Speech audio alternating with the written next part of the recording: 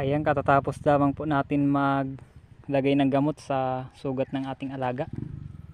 Ayan, ito po yung mabisa nating gamot sa may mga sugat nating alaga. Ayan, no? Combinix. Talaga naman pong hindi makadapo ang langaw. Mabilis gumaling. Bali naturo ka na nga din po pala yan. Thank you for watching. Ayan, at natapos na nga po ang ating project. Ayan, oh. Wala na yung tali niya sa liig. Bago yan. Bago yan, inaamoy-amoy pa, no. Pinasigurado na natin, oh. Bali ito po ay magtatagal dito ng 2 araw para sa kanyang gamutan sa kanyang sugat.